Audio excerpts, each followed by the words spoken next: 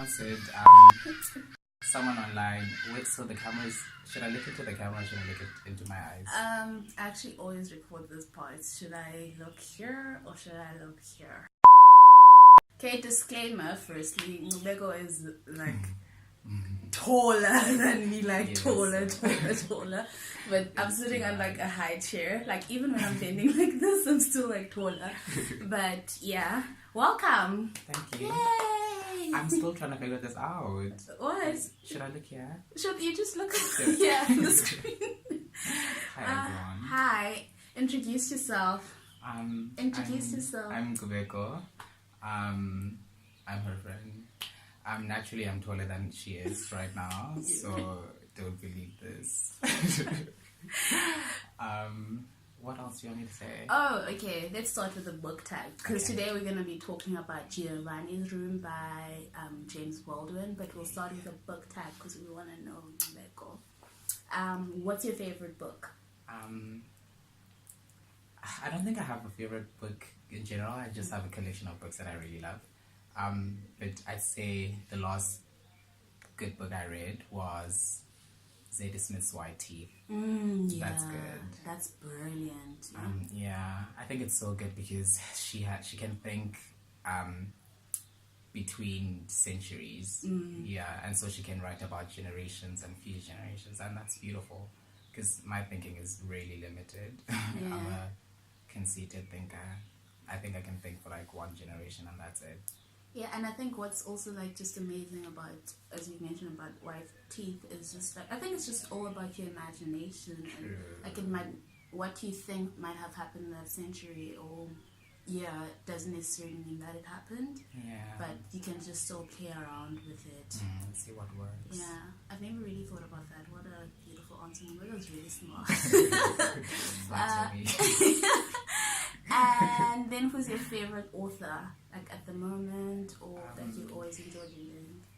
I'm not saying this because of the book we're reviewing, but it's James Baldwin. Yeah. He's beautiful. Yeah. And he's smart. Yeah. And he's a really sympathetic writer. He's not very difficult to read into. And also Toni Morrison thinks he literally birthed a black language for black people, which is kind of true because he has a very original way of writing and a very honest way of writing as well. So him, Tony's a runner-up. I've never read Toni. I'm gonna read her this vacation. You should read Sula. Sula. Okay. You should read that. It's beautiful. Yeah. And then what's a song that automatically makes you think of a book?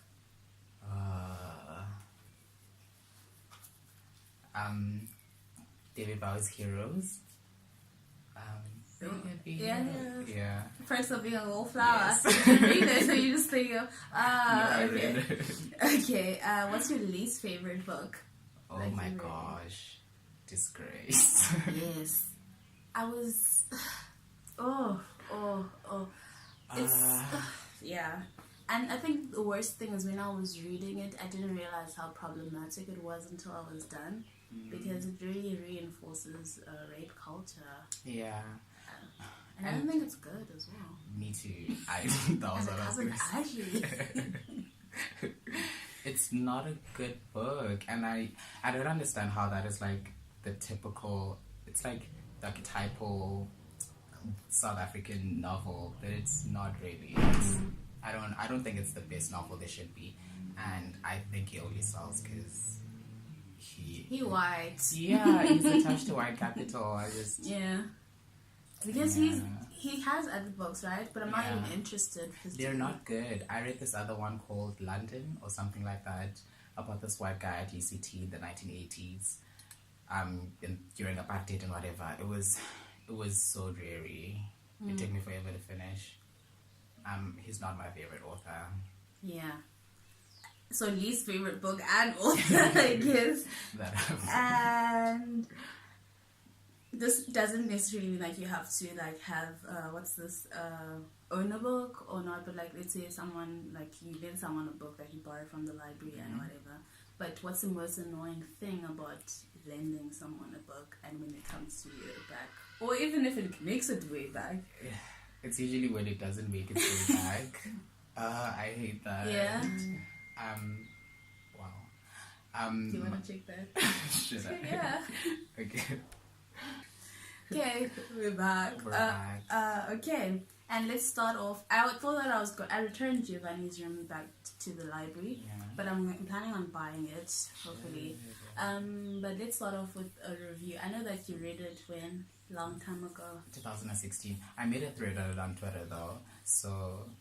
But we have to review it now. What is it about? It's about this guy called David in the 1950s. I'm not sure. I didn't know the time period. I just know that it was... Of the book itself. Yeah, it's a bit vague.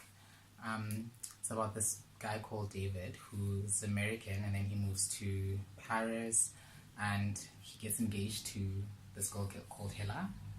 And then he... at first, when he was young, he had a homosexual relationship with some guy, and that traumatized him or whatever.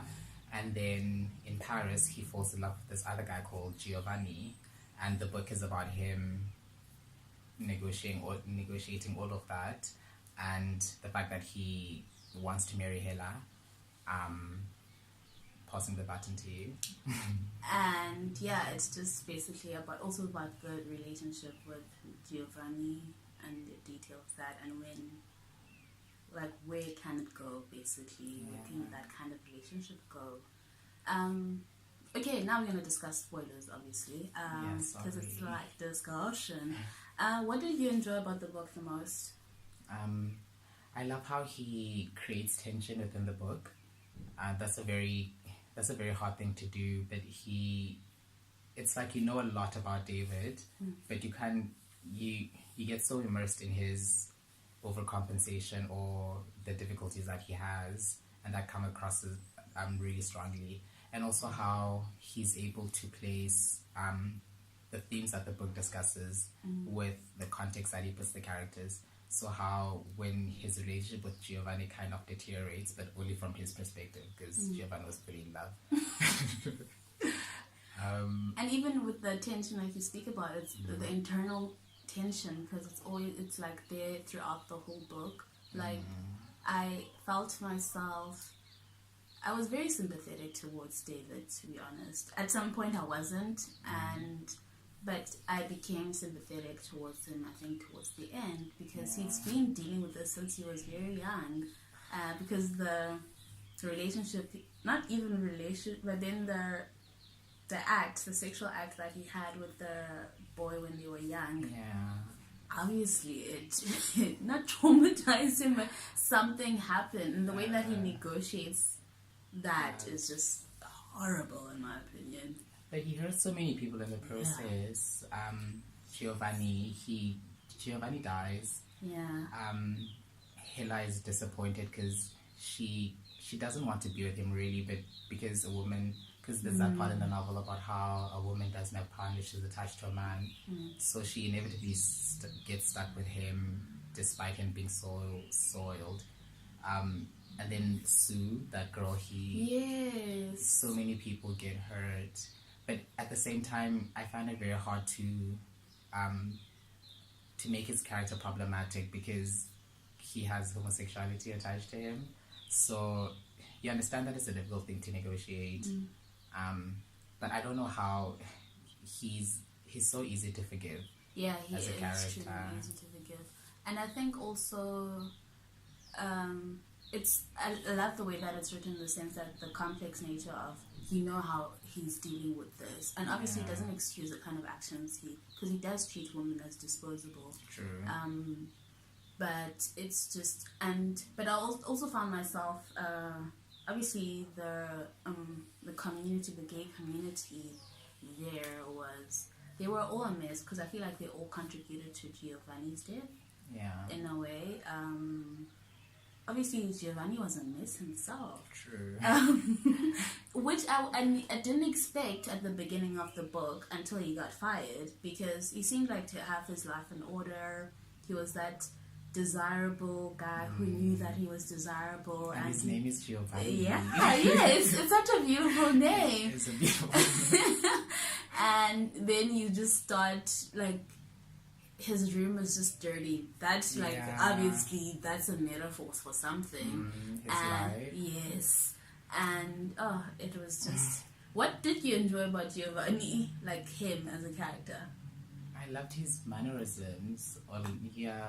So I think the things that attracted him to David, the fact that he was so accepting of himself, and David was attracted to that, but then he also got disgusted. If we take the room metaphor, he becomes disgusted actually with Giovanni. I think those are the things that I could love in him, but obviously because our reading of the text is so immersed in David as a character, you end up seeing Giovanni as negatively as David sees him. Yeah. And I think it's also a very surprising book in the sense when we find out about Giovanni's background. I was incredibly surprised, to be honest. Do you remember?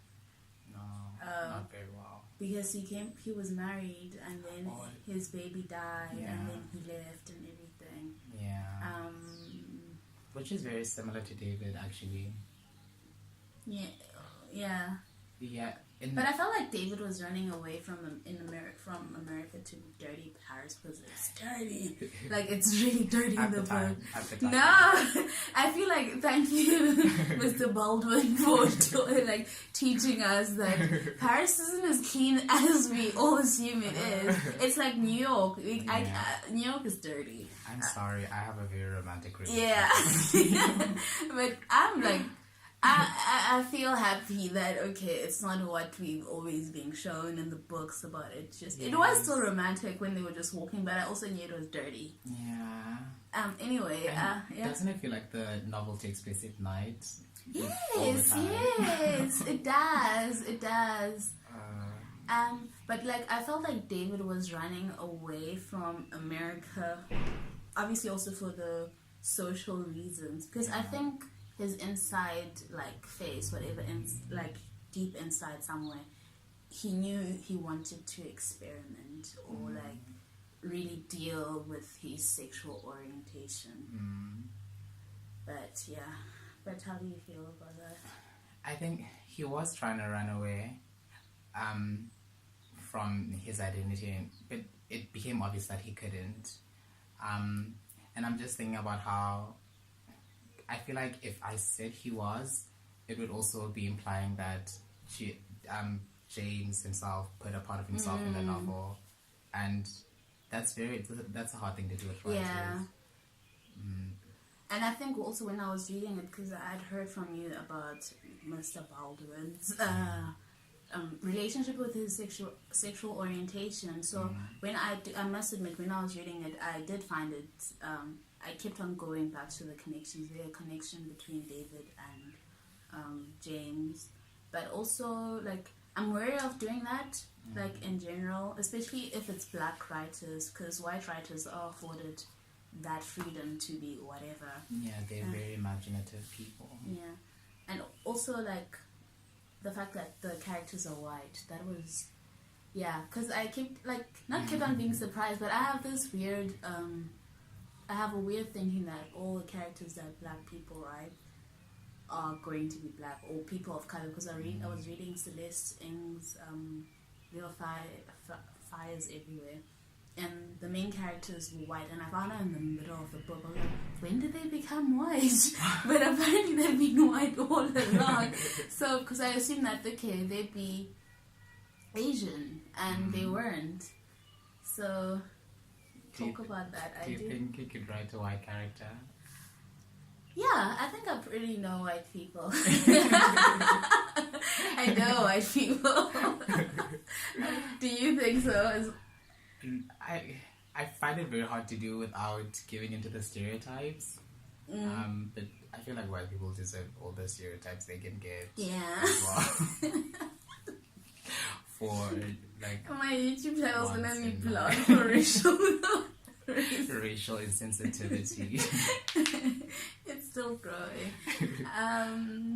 But do white writers find it hard to write about black people?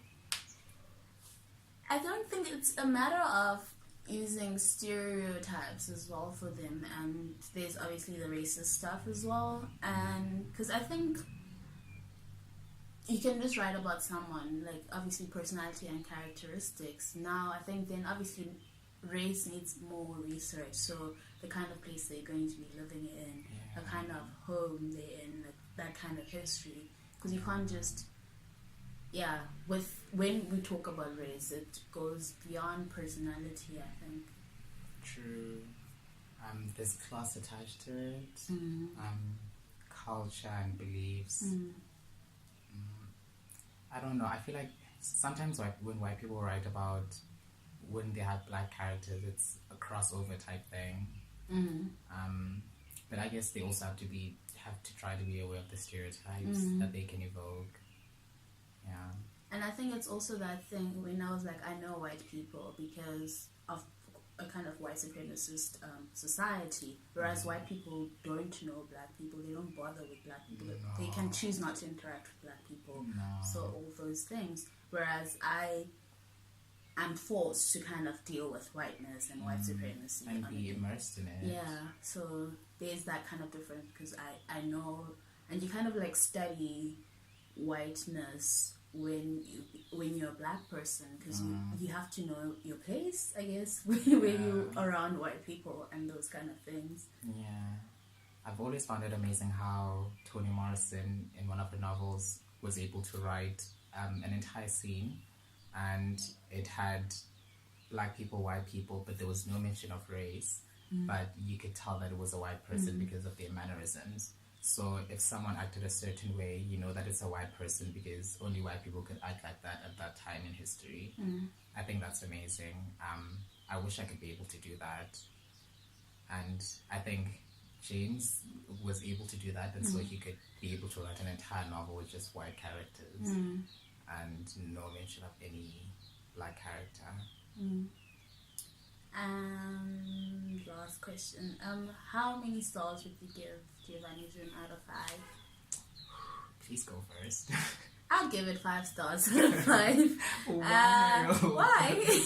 Because this is my first fiction James Baldwin, so I was nervous going into it because I really wanted to like James Baldwin, but it met my expectations. I really loved the emotions behind the book, the emotions that all of the characters were feeling. I felt them, and it was just like marvelous to read. I don't want to finish it. I never not want to finish books. Like I always want to know what's going to happen at the end, but I felt it. It was my heart. Oh. Yeah. You? Don't be afraid. I don't know. It's so hard to give books 5 stars. Really? It's very hard. Because I feel like I can only give certain books 5 stars, and I have to give my little sisters those books. Like I have to recommend them to her. But I would recommend this book. But I think I'd give it like 4.5. Okay. It's because I don't know what the other half could be. Okay. Maybe if he did more with Hela, yeah, maybe it would get a full 5 if he actually emancipated her or showed her as an outlaw woman. Yeah. But it's a really short novel. Please read it. That's why it goes beyond 4. Also. Okay, thank you for being here. Thank you for having me. Short king. For now. Okay, bye. Thank you for watching.